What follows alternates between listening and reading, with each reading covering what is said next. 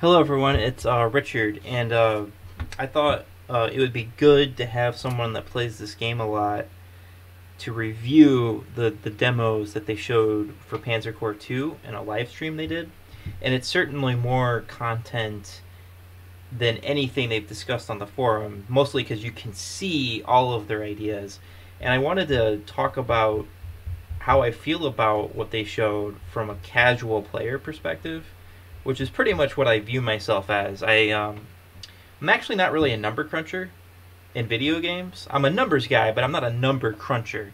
Uh, I kind of like feeling my way around games intuitively, thinking about them logically, not necessarily plugging some things in a calculator and then optimizing a solution set that way. So when I review this game, it's not like I'm going to review it at that level. I think that it's good for Slytherin to see a casual player's interpretation of all of the features and new things that they're going to be showing, and that's how I basically see myself as a player potentially for Panzer Corps 2. And it kind of gets away from I'm not a game critic, so I'm not a journalist. I have not reviewed hundreds of games, and I think if you're only demonstrating your game to game critics, there's certain things they're going to focus on.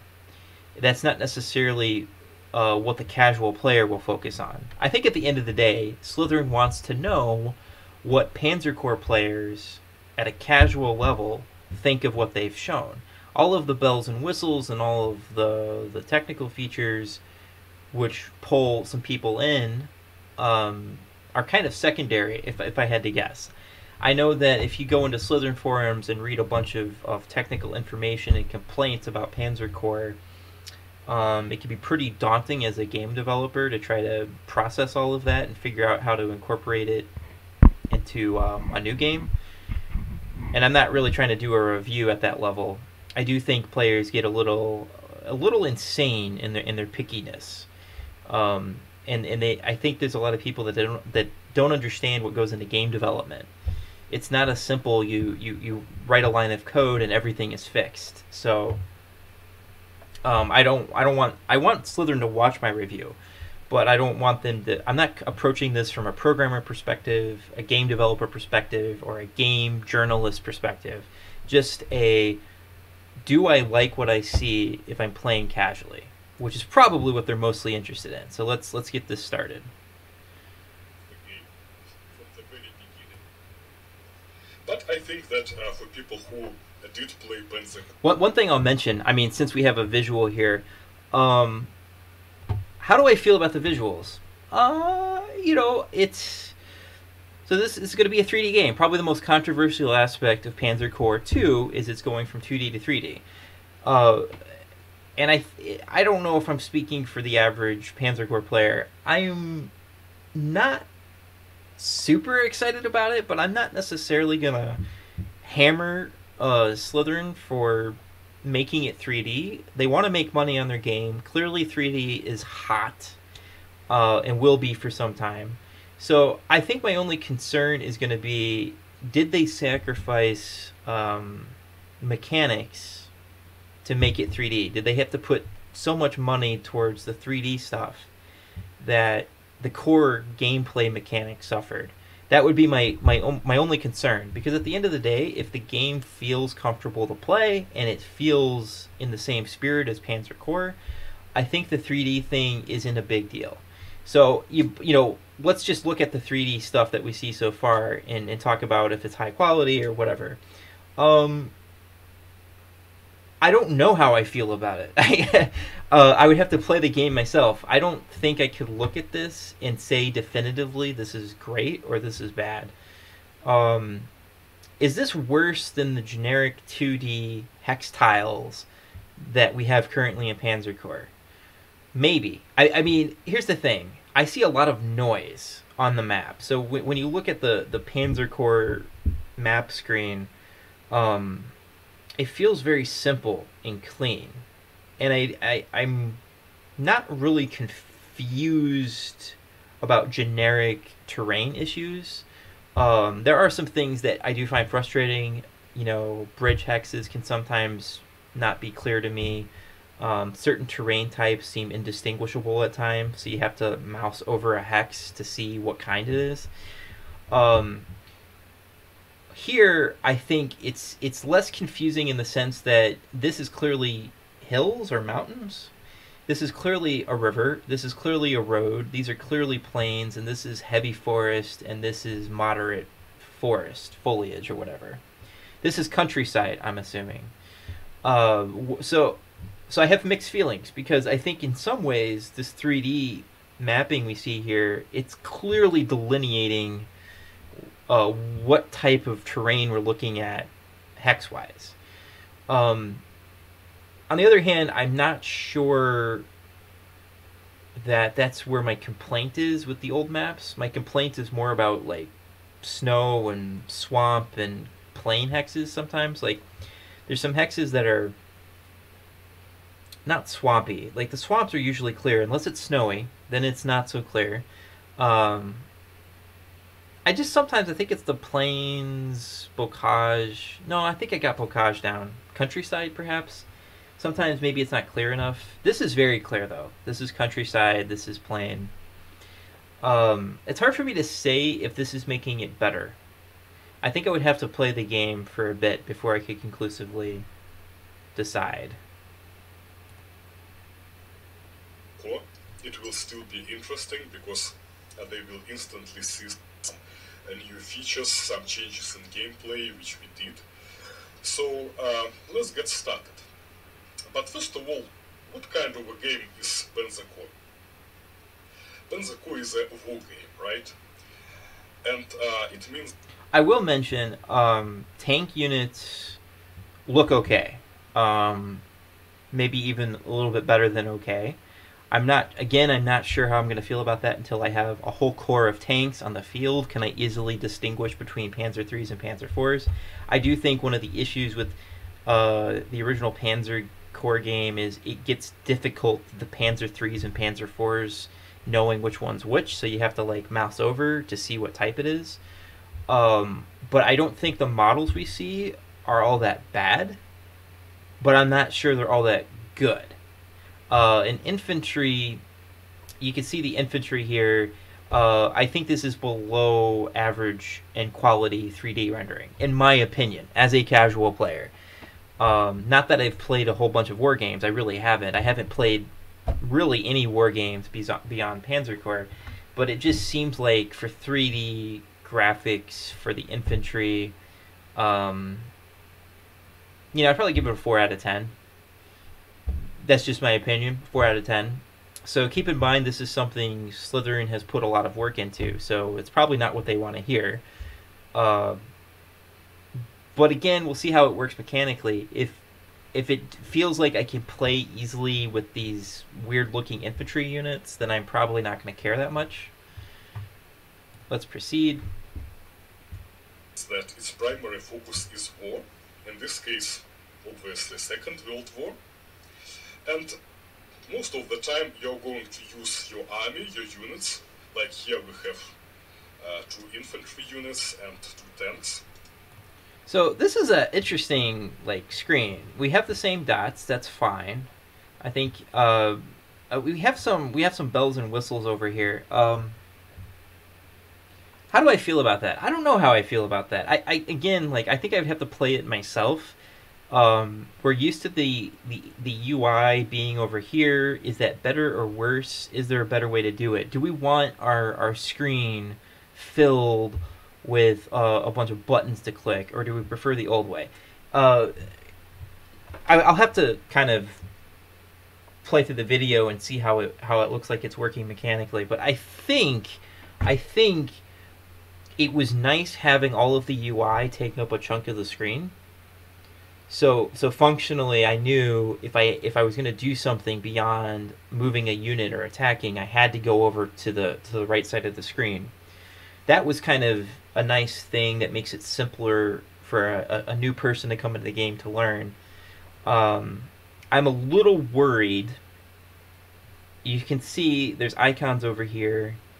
The mini map's in the same place. And you got icons here and icons here, and then you've got an outline of a hex here.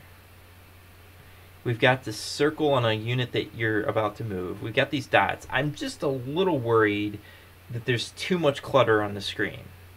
Now, look, I've played games that have tons and tons of clutter on the screen. I mean, I've played Witcher 3. But the thing about Witcher 3 is it rarely felt like the clutter was interfering with the mechanics of playing the game.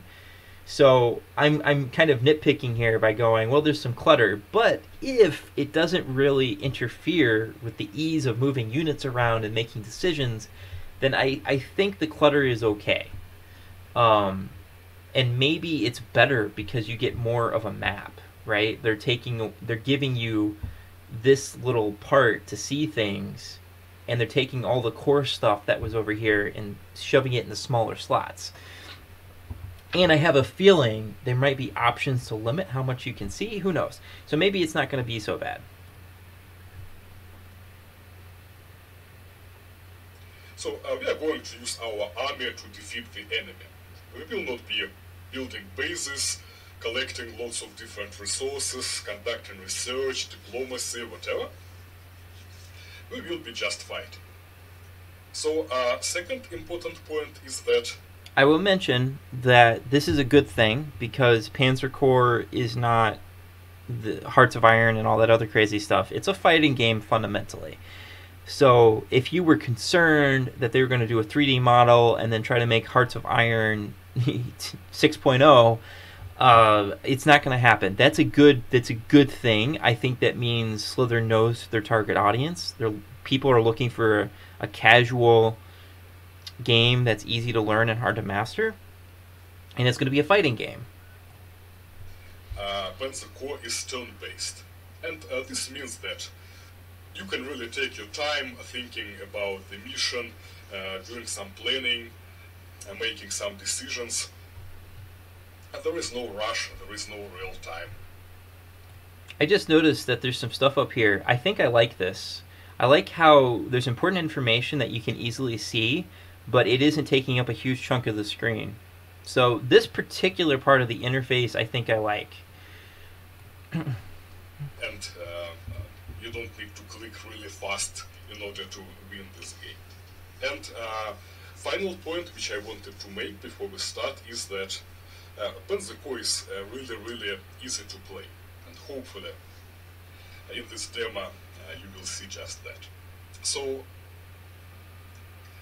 let's look at the map here. We are supposed to defeat enemy army, and why don't we just start from this very first enemy unit here? It's a little recon unit, and I'm just going to attack it with my tanks. So I select my tank, I give it a move order, and I click enemy unit to attack it. And One complaint I mentioned on the forum is there was some numbers there. Let's see, we're at 1732.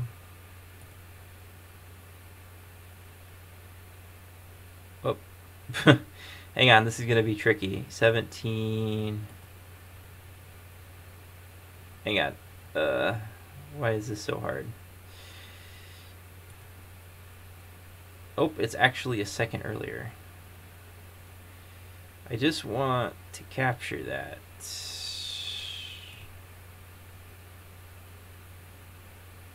Enemy unit to attack it. Here's the thing. This is a complaint I have. These numbers are too small. I mean, I'm trying to remember, like, so when I'm playing in the original game, do we even get numbers? Why is it that I don't remember? But I guess the point is either you have numbers or you make it just a little bit more obvious, or you don't have numbers at all. And I don't remember the way it's set up. I think you see the numbers, right? But I don't remember thinking the numbers that I saw in Panzer Corps 1 was too small. Here, it feels like important information. How much damage am I doing and how much am I taking? I feel like this should be bolded and the font size should almost be doubled or tripled. So that's just something I found a little And irksome. I did not quite finish this unit, so I will bring in my other tank and attack as well. And this attack was really easy for my unit. It's called overrun attack, so it basically comes for free, and I can continue moving after it. So we're introduced to the overrun. We're introduced to this overrun tactic. I actually think this could be a really good thing. I'm not. I mean, you would have to play it and see what it's happening practically. But I do like that they're introducing some new tactical stuff, and it will get pretty wild later. Oh, I should also mention I like the movement. So this is something that you're not going to see in the 2D version that they're able to do in the 3D.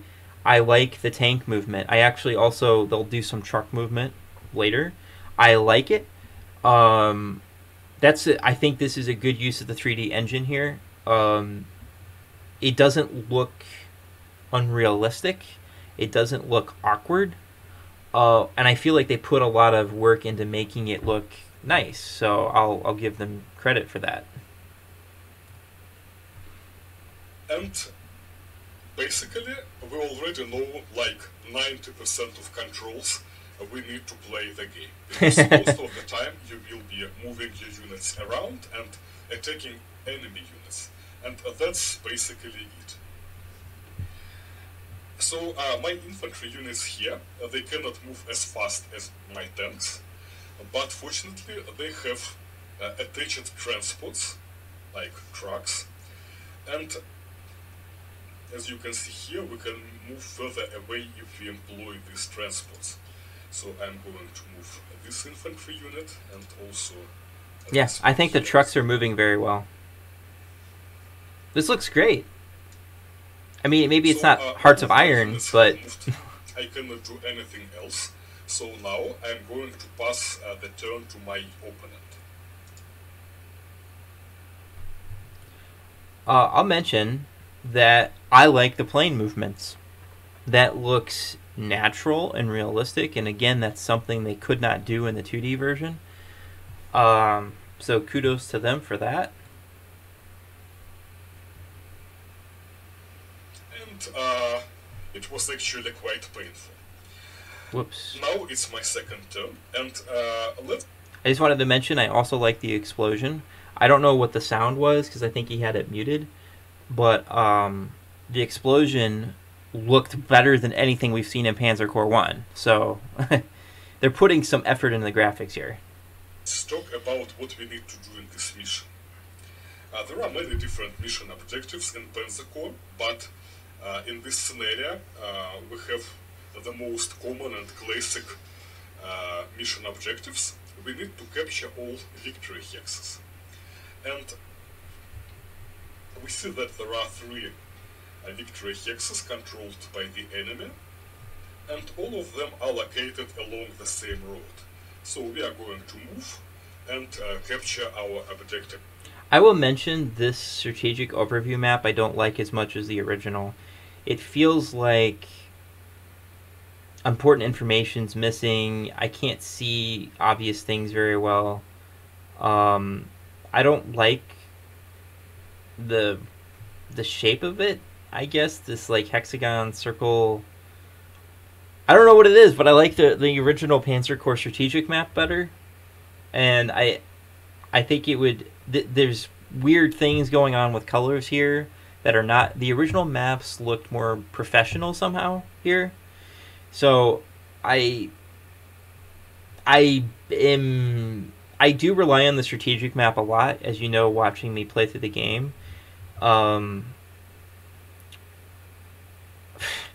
Yeah, it feels like something went wrong artistically here. Like, I don't understand why the strategic map feels and looks so different.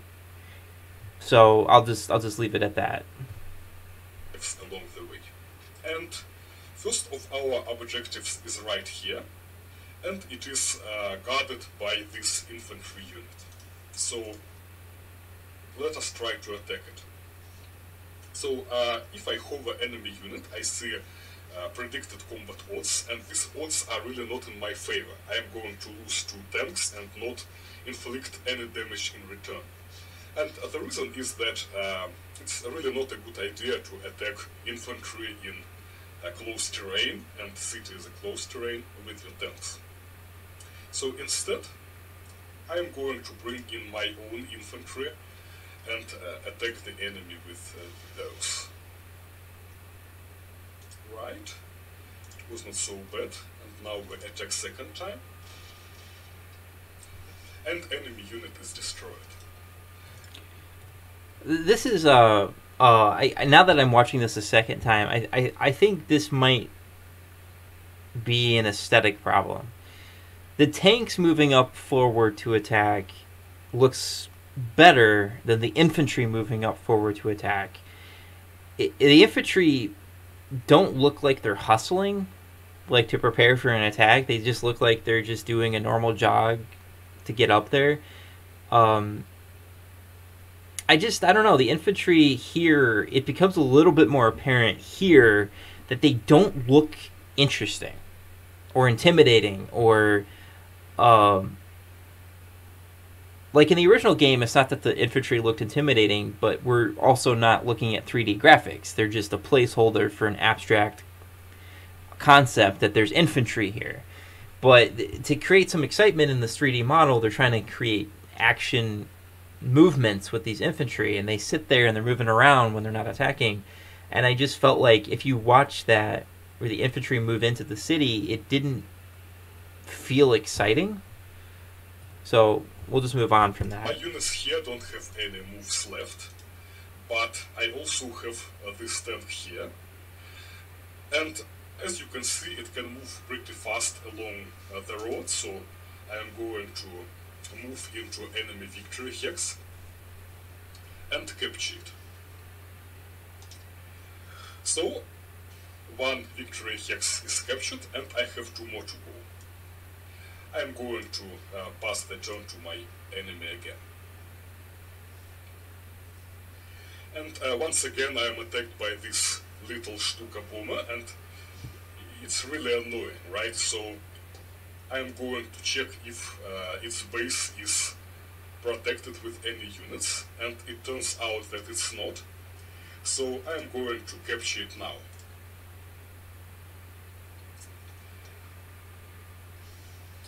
Right, that's the second victory hex captured, and as we can see, our infantry can move really fast along the road, but I am going to stay behind my tanks for now. Yeah, I think the truck movement there is good. And that's all I could do on my turn 3. And now that this aircraft here is left without any base, let's see what happens when I end the turn. Oops. Yeah, things did not go well. So that's really interesting. So the plane's going to drop out of the sky, presumably if there's no air base that it can go back to at the end of its turn. I like the graphic of it blowing up. That's cool. I don't know if that's particularly realistic, but it's cool. This mechanic is interesting.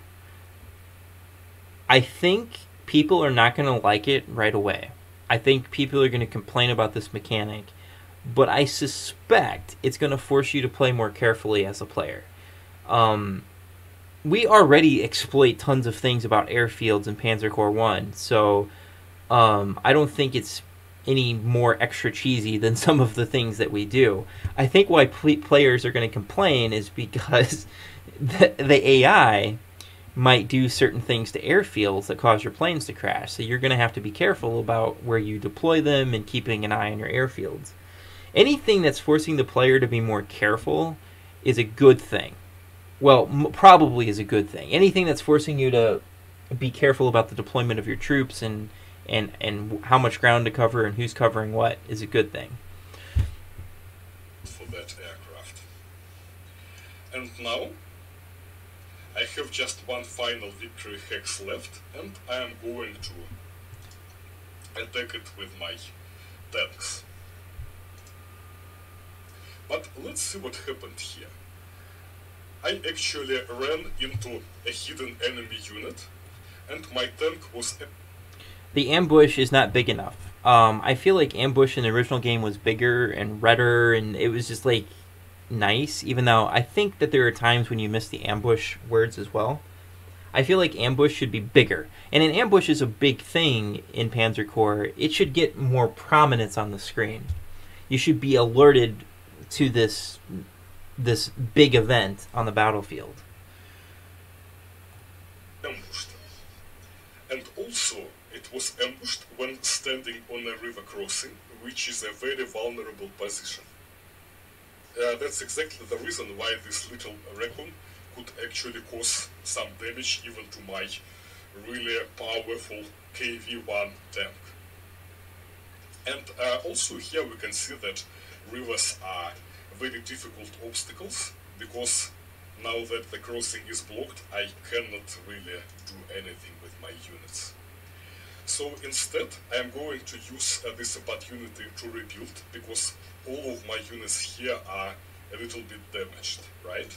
So I'm going to use this replace command here to rebuild them and bring them back to full strength. Yeah, let's forward here a little bit. See, this victory hex is guarded a little bit more than previous ones. We have infantry sitting inside, and we also have this artillery unit behind. So once again, attacking this hex with my tanks is not a really good idea. I am going to take a lot of damage and will not inflict. Let's move forward actually. Slightly damaged, but it's really not that bad. So now I am going to move my tank aside and attack this victory hex. But look at what happens here. This artillery unit has an ability to provide support fire. If I attack, it will fire at me first. So to make it easier for my guys, I am going to go behind the lines with my tank and attack this artillery from behind.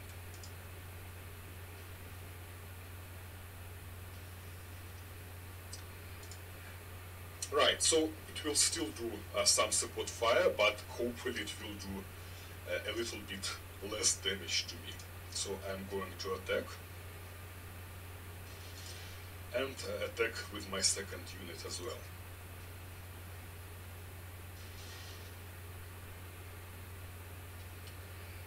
And it looks like enemy unit was overwhelmed with my attack, and so it retreated.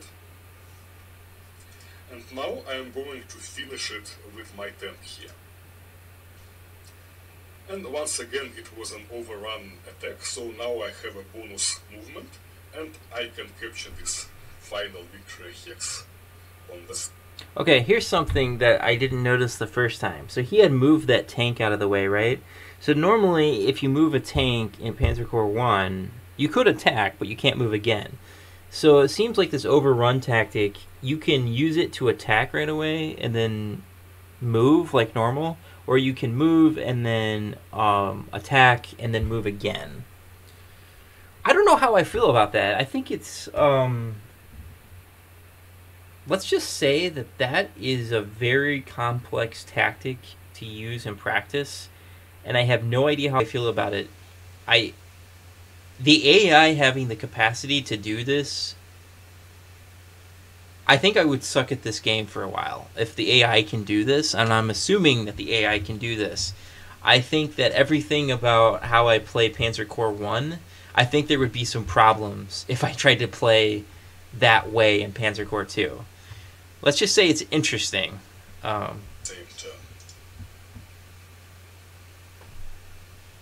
Right, so it was the last victory hex, and we have won this mission. Let's forward to here. Panzer Corps 2 is actually quite easy to play. But this game can also have a lot of depth, and I'm going to show it here using this very small example. It's really small, it fits on one screen. I'm not going to scroll around at all for this demonstration, and let's see what's going on here. This is really complicated, actually. Units are assaulting the final enemy position, 2 victory hexes, here and here. And incidentally, it's my last turn. I need to capture both hexes, or I lose the game. The problem is, enemy units are quite powerful, they are stronger than mine. For example, these tanks here, the Tiger and the Panther. If I try to attack them head-on, the odds are really not in my favor. And I cannot even approach enemy victory hex on the right. So the left flank is slightly more exposed, so I'm going to attack here. The problem is, even here the odds are really not in my favor. There is a support unit here, this artillery. So what can I do about it? First, this unit here is a Recon, and Recons in Panzer Corps 2 have a unique ability to make several moves in a single turn, something called phased movement, and this ability allows them to sneak through enemy zone of control, so I can actually reach this artillery support and attack it. But it's in its turn protected by this anti-tank unit here. So to get slightly better odds, I'm going to... I will say that I do like the look of the anti-aircraft and the anti-tank. I like the... I mean, even the artillery doesn't bother me. The planes look good. The recon looks good. I think my only complaint is the infantry, honestly. But I think that there was a lot of work put into the design. So some people will disagree with me, but I think there was a lot of work. Press this anti-tank with my own artillery.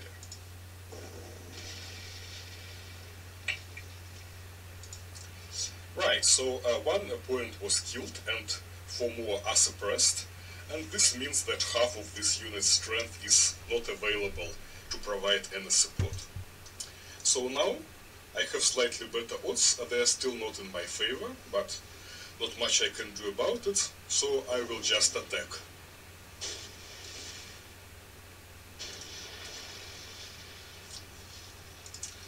So now enemy support is slightly weakened, and as an additional bonus, my Recon is standing next to enemy unit.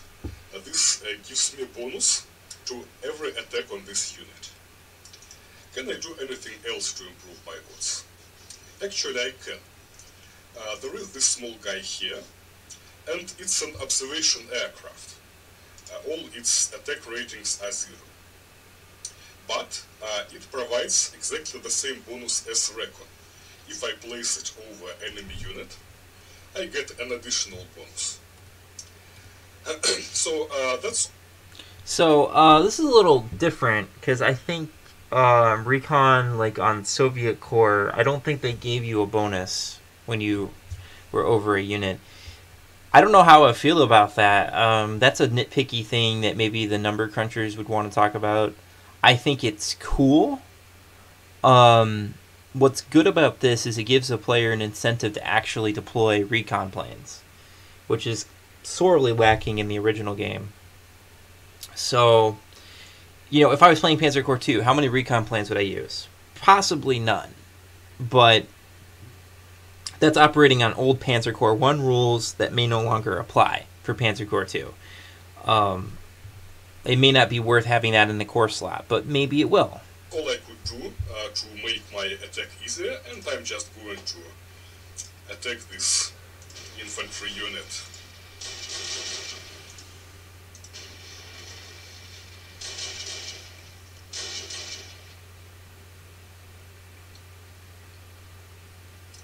So let's see what happened here.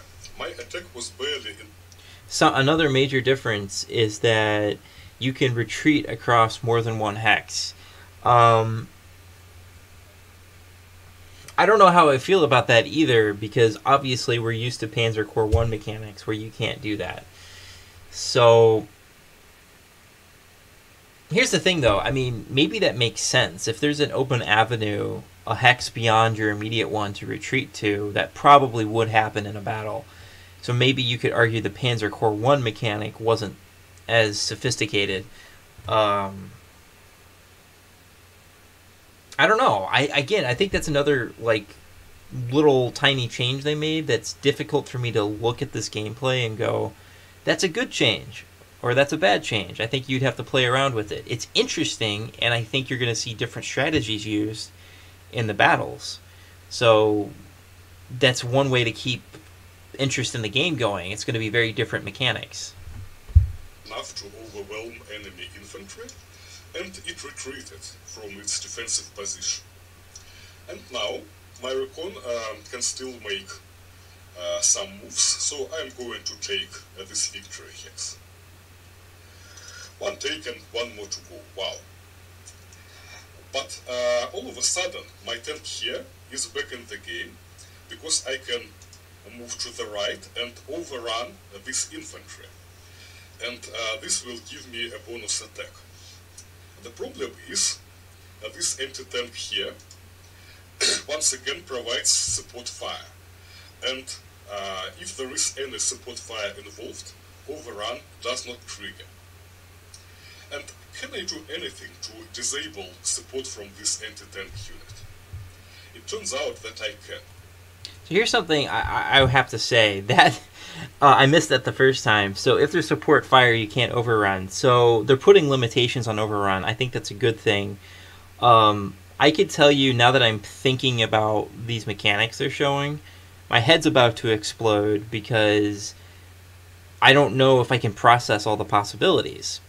I think it could be very, very challenging to develop an optimal plan on a given map. I think there's going to be a lot of creativity for how to solve them. I do think I'm going to have to study the rules a lot more than in Panzer Corps 1. I learned most of the rules from watching Bracada play, but I feel there's going to be a lot of trial and error when we start this. If you look at its stats, we will see that actually it has just 2 points of ammo left. So I'm going to split this little tank here, and I will just launch an attack.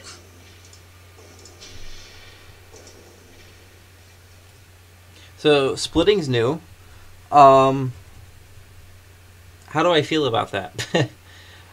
Honestly, there's so many new mechanics that I'm sitting here trying to figure out how would this work in a scenario. I can't imagine how it would work in a scenario. I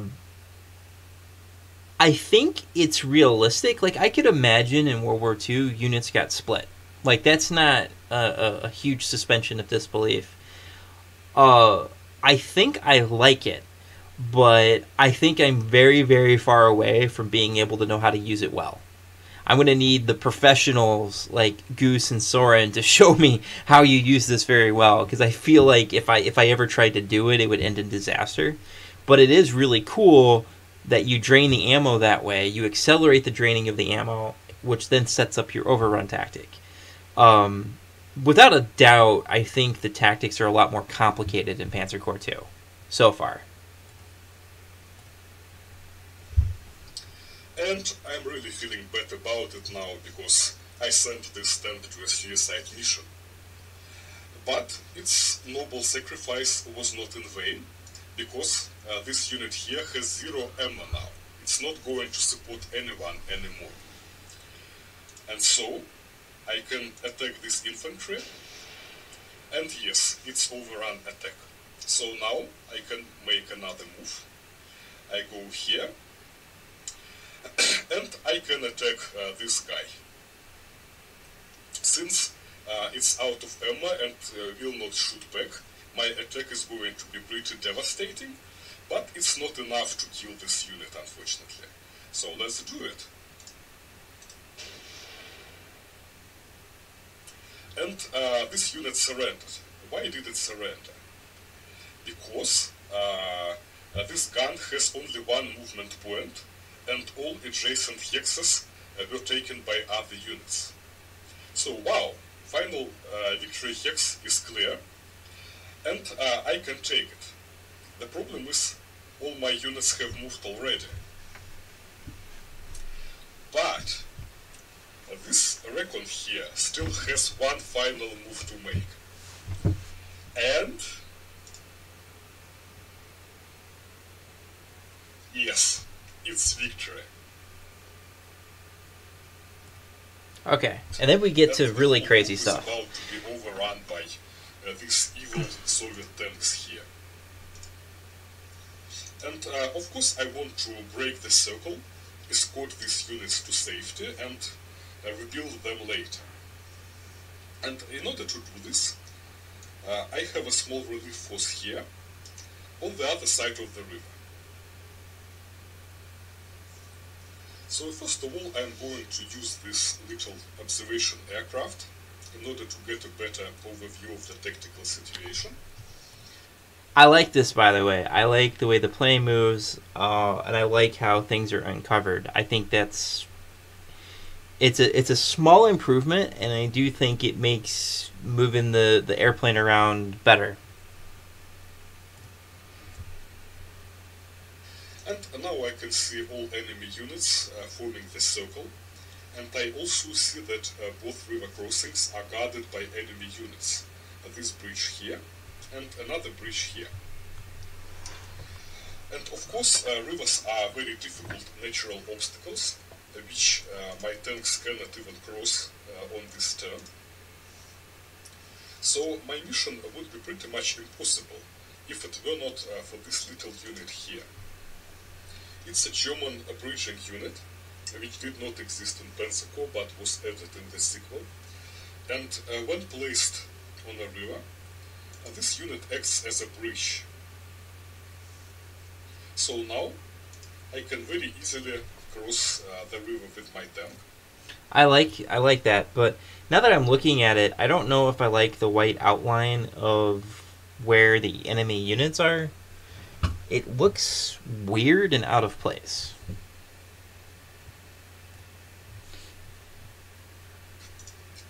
And attack this anti-tank unit here. But before attacking, I'm going to soften it a little bit with my artillery. So I'm going to attack. Right. And my other artillery here, even though it's encircled, it can still fight. So I will attack with it as well. Right. So now I'm going to attack this anti-tank unit with my tank.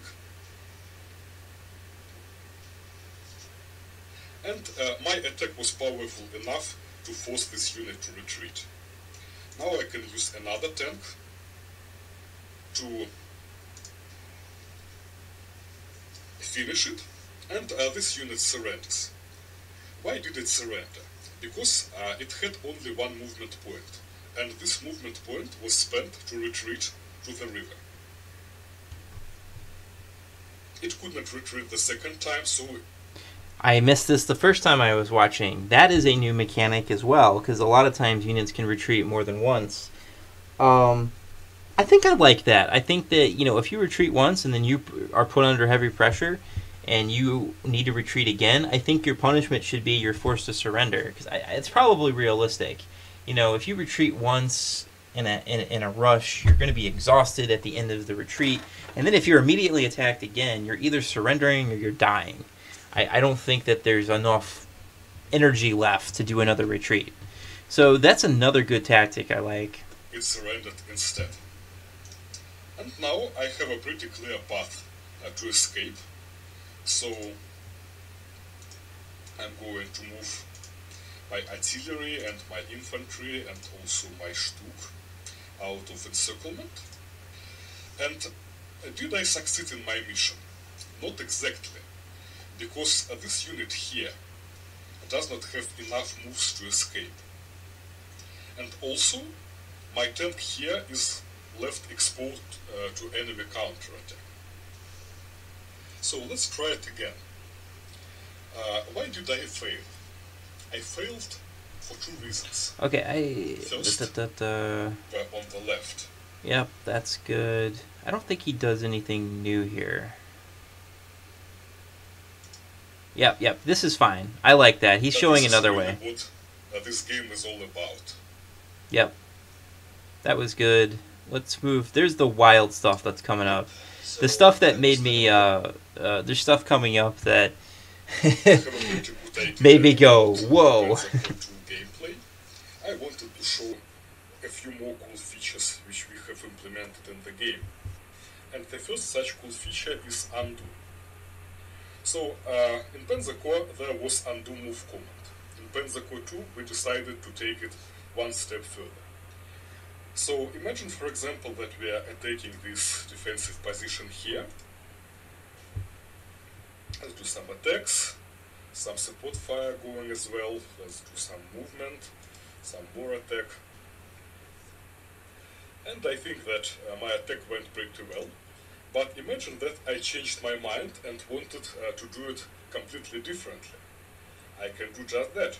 I press undo, undo, undo, and undo. And I am back to initial state. This also works in the middle of the animation. For example, I select a tank here and I send it moving somewhere, but I change my mind in the middle of it and I just press undo and I am back to my initial. I think this will be a good change for Panzer Corps. A couple of reasons why. If you're experimenting on a scenario, especially, you know, the sickos like me that like push the limits of what's possible, it's nice to just be able to try something, find out it doesn't work, and then undo everything you did, and so you don't have to restart the scenario. The other thing is some people might make a sequence of decisions and it wipes out a third of their army, but it would be nice if they could undo all of those bad decisions. My only thing I want to know more about is if you can have an option triggered where when you move a unit, you don't have the option to undo it. So Deductor talks about this in his playthroughs. If you move a unit ahead and you don't uncover anything, you can undo the move and then move the unit to a different spot. And I think that for more hardcore players, it would be nice if that wasn't available. So if I move a unit to a hex, that's where it goes that turn, and that's it. So there's no undoing that. I think that would be a cool feature to add as well, and it would create more risk for the player. State. I think it's a pretty unique feature in a game like this. Of course, you can turn undo off completely or limit it to, say, 3 times per mission. But I think I have to give a shout out to Slytherin here. They're listening to their player base. They're giving you more options and more flexible ways to use those options. There's no way this feature with undo is bad for the game. There's no scenario. Just listen to what he said. You can turn it off.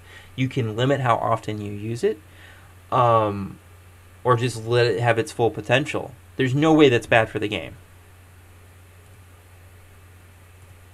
It's a really great feature. Second cool feature which we have implemented is simultaneous movement. So probably you have already noticed in previous demos that you can give an order to a unit and then give next order without waiting for the first one to finish. And it really can speed up your gameplay. But simultaneous movement applies to AI turn as well, and to show it, I have created this little funny example. So you can totally watch the AI turn the old way, like in Panzer Corps 1, unit by unit. You can clearly see what's going on, who attacks whom, and so on and so forth. But if you think that it's a little bit too slow, then you can press a magic button and the AI turn will look like this.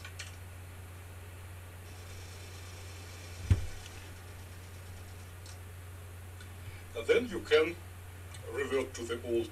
See, I think that's a feature I didn't know I wanted until it was shown to me, but now I want that. I want that. That is badass. I think I have no idea how long it took the developers to make that happen. I'm sure it wasn't that simple. But one of the things I'm most looking forward to in Panzer Corps 2 is this feature of accelerating the replays and seeing things happen simultaneously. And later in this video, you're gonna see the potential of this. It's gonna be crazy. Way again, and the AI will move unit by unit. But at any moment, you can speed it up again.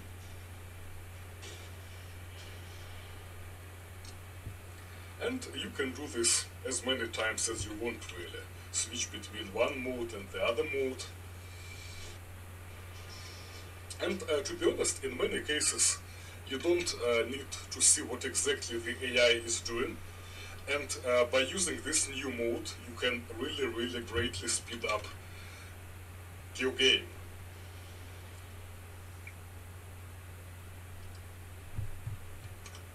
And now let's take a look at a more real-life example.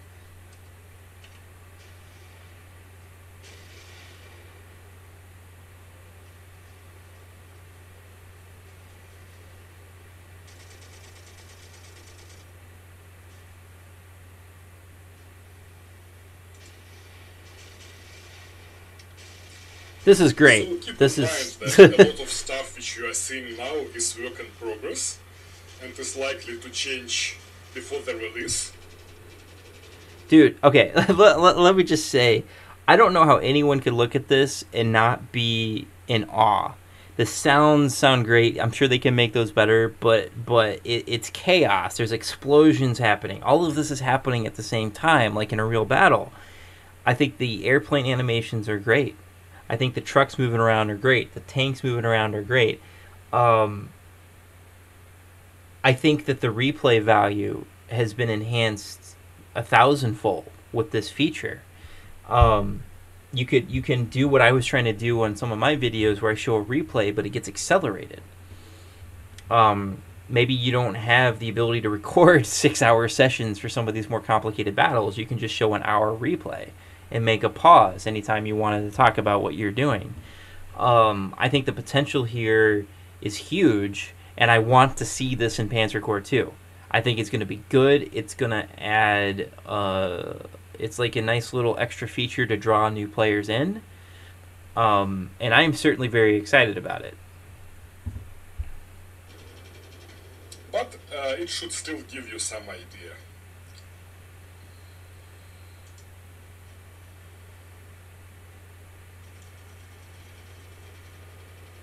I like how the explosions are noticeable. It's nice to see that.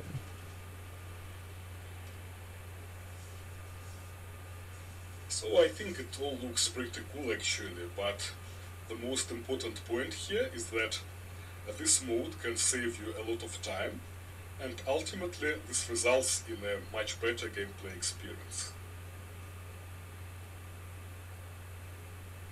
The last cool feature which I wanted to show is simultaneous turns. So in Panzer Corps 2 it is allowed to have up to 8 players on the same map, and some of these players can be joined in an alliance. And players in the same alliance are allowed to make their turns simultaneously, like we see in this example here. So what we are seeing here is a simultaneous turn of 2 AI players. But the same applies to human multiplayer as well. So if you are playing an online multiplayer game with your friend in co-op, then you can make your turns simultaneously. And in this case, your waiting time will be reduced basically to 0, because you don't need to wait until your friend finishes his own turn, which I think is a great experience. I have no opinions on that, since I don't do multiplayer. I think that my next feature will be a musical mod for... What is this? And now I wanted to take a more in-depth look at this mechanic, because I think that it's really important.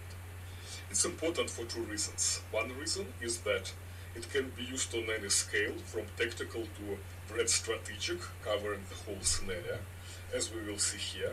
You know me, I am a sucker for strategy, so when I hear the developer going, we want to give you some strategy on top of tactics, it makes me salivate. And I think, I do think you're going to see a lot of Panzer Corps players complain about this. All I have to do is go into the Slytherin forum and see people arrogantly declare that there's no strategy to this game, which always cracks me up. And, you know, being told, oh, you have to think a little bit more beyond the everyday tactics. I think the old Panzer Corps players are going to rebel against this. But in the end, I think they're going to get sucked in. I mean, that's the thing about thinking strategically, is it hurts your brain. It's time-consuming. You don't want to do it. It's like exercising a part of the muscle of the brain you're not used to exercising. But once you start doing it, you're going to enjoy it a lot more. And it's just, you know, a lot of people don't spend most of their life thinking strategically about things. So, and it's a shame because I think it limits their creativity and their logical reasoning when they're not thinking strategically about stuff. It also probably hampers their ability to navigate life because it's easy to get tricked and fooled if you're not capable of thinking bigger picture. You know, if you're always thinking about what's happening in the moment, that's how the salesman sucks you into a bad sale, right? So when I hear that word, I'm starting to get excited. So let's see what he has to show. And second reason is that this mechanic can really be used to defeat a much stronger opponent. And this is also what we will see in this example. So I have removed fog of war so that it's more clear what's going on, and we can see enemy group of units, which is really strong. I only have 6 tanks here, and what I am going to do, I am going to create a grand encirclement, which will contain the whole enemy force. In order to achieve that, I am going to split some of my best tanks and fill all gaps between impassable terrain on this map.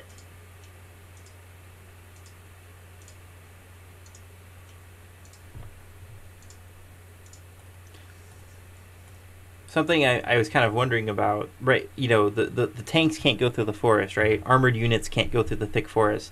But what if you had infantry? Like, what happens to them? I don't think he covered that here. So that's just a bonus question I have. Of course, by splitting, I've also made my tanks weaker. So I'm going to back up them with anti-tank units behind. So this is the land part of my encirclement complete. But now I also need to block the ports. This port here and another one here. And I can do just that. I have 2 ships. I can send one ship into this little bay and another ship to this little bay.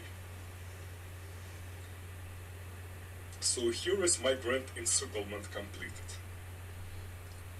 I hope that my line will hold long enough, so let's see what happens.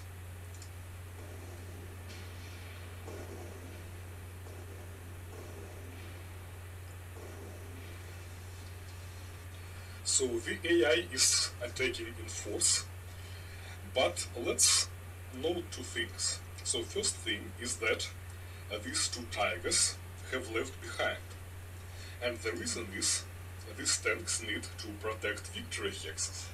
If they leave, then my ships here will capture the ports and the game will be over. Oh. So that's different because ships couldn't capture ports before. So I'm assuming that there's like a new feature where there's naval men that depart and take the port. I'm not really sure. I'm okay with that because ships did have fighting men. Like, we know that. So in theory, if you have an empty hex, they should be able to seize the location. However, even though these tanks do not participate in the fighting at all, they are still affected by my encirclement. As we can see here, they already have 2 points of suppression. And this is really the whole point. I can affect enemy units without fighting them directly. Okay, So I think that's important. So I don't know if they talk about rail lines or if they're going to have a feature with that, but that would be cool. I mean, how many times in a battle is it not necessarily being shot with a gun or being blasted by a turret from a tank that you're losing stuff? It could be weather. It could be your supplies didn't get to you, right? If you get encircled, you might have awesome tanks, but if you have no fuel and you have no ammo to use to use for your tanks, to give to your tanks, then having an awesome tank doesn't mean anything. And you could be starved out and forced to surrender. I like that. have taken some losses, but my line holds. I cannot buy any new units on this map because I don't have any supply hexes available, but I can still replace my tanks here. And also I'm going to close this gap because if enemy unit comes to this hex, it will be more difficult to contain him, and I will just continue to hold my line.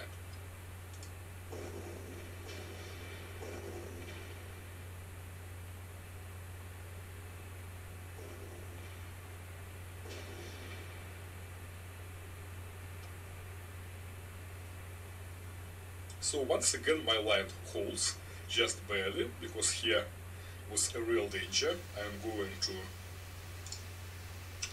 replace all these units now.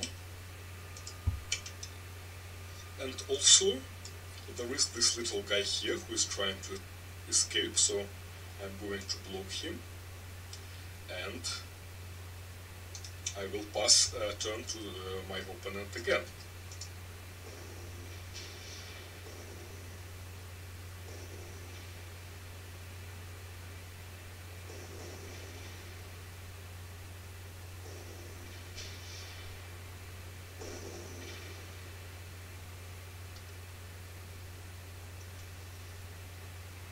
So once again, the northern part of my line is the most dangerous.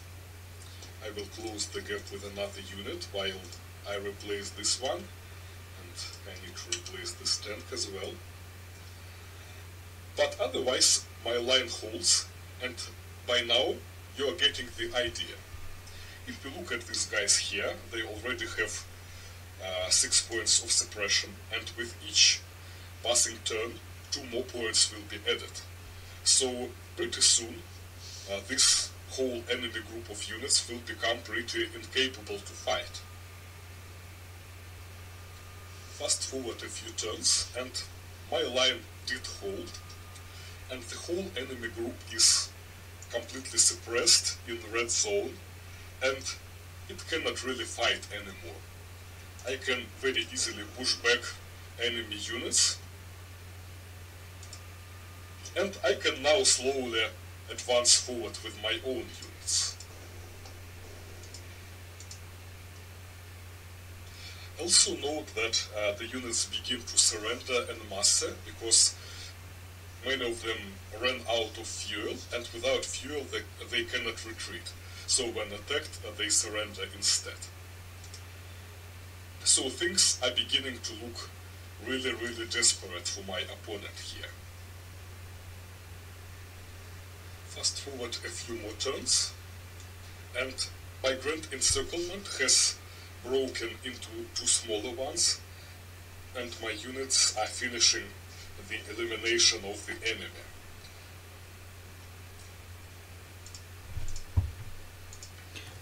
My other question here is what happens if after they're fully suppressed, if you break the encirclement so it's not complete, do they get some of that back? I don't think that was answered here. So, you know, that's something.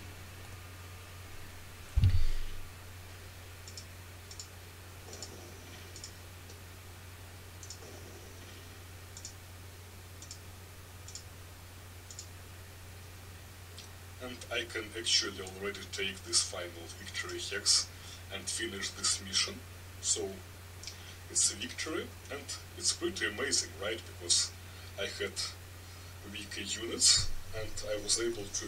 I have another question. There's no save replay here. or View Battlefield, so I don't know if they're going to be adding those features in later, but I would like to see something like that. Again. A much stronger group without taking any losses even. That's what encirclements can do. And another point I wanted to make here is that this scenario also showed that a split can also be a very useful feature in the right context.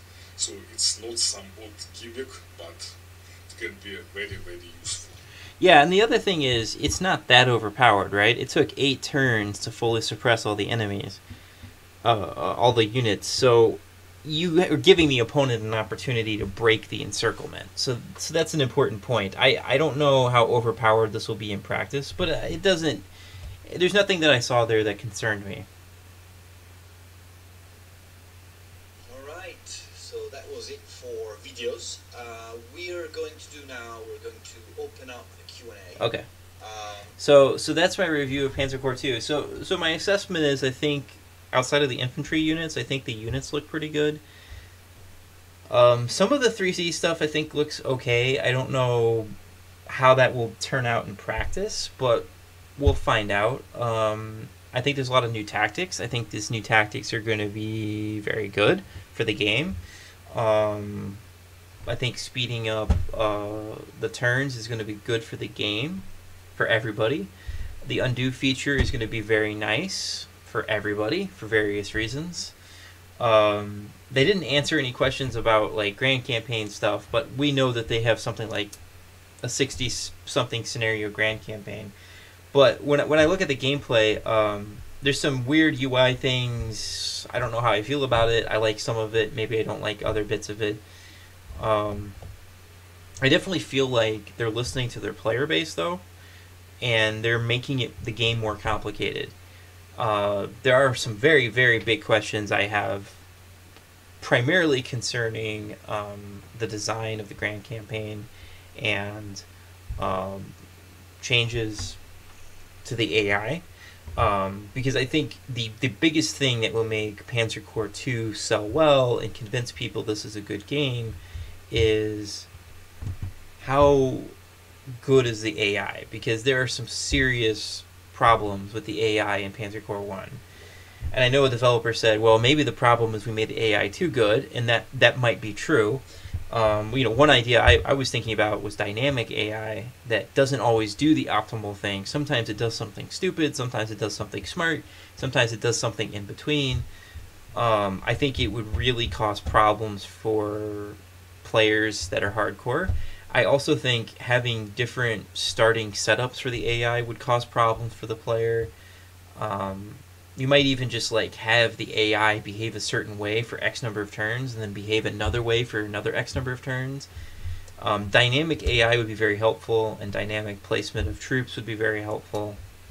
But they haven't talked about that yet. Now, my guess is that is not a simple thing to talk about, and there's this conundrum. What changes do we need to make to the AI, and what are the consequences when we make those changes? I'm not a game developer, but I imagine it's a nightmare mapping that out. Just, I'm just saying, we're complaining about it in the forums, but unless you're developing a game yourself, you may discover it's not that simple to make the AI behave human-like. And maybe we don't even want the AI to behave human-like, because humans aren't exactly known for making smart decisions either.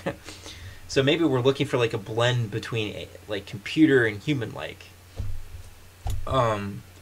So I think I'm optimistic about the game. I'm seeing a lot of things that are pulling me in. There's a lot of, I have a lot of questions about the AI. I have some questions about the campaign, how it's going to be designed. There's some features I didn't see, like save replay, view battlefield. I'm sure that will be there. We also don't know what all the bells and whistles are going to be in terms of options of playing through the scenario. They've mentioned that there's adjustments you can make to how many undos you do. I think that's signaling there's going to be more customization in terms of how to play a scenario. And there's no way more customization's bad, in my opinion. I think that's a good sign. So I'm optimistic with what I see, but there are some reservations. Obviously, I think the infantry needs to get fixed. I don't know that for generic like move to move gameplay that the 3D does it for me. I do think the speeding up the replay is great. I like the bombs and explosions. I think that's done well. But I'm a little concerned there's a little too much clutter on the map, and maybe the 3D is going to confuse players about troop placement.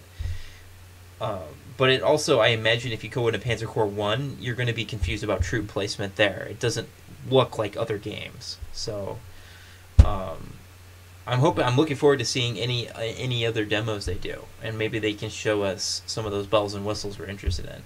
But I think as a casual player, I'm not turned off by this. There are things that I'm wary of, and there's things that I really like, but I don't look at this and go, Panzer Corps 2 is a disaster. I think that they gave us a very honest presentation of all of the new things that they're investing in. So I'm modestly optimistic. So that's what I have to say about that. Richard out.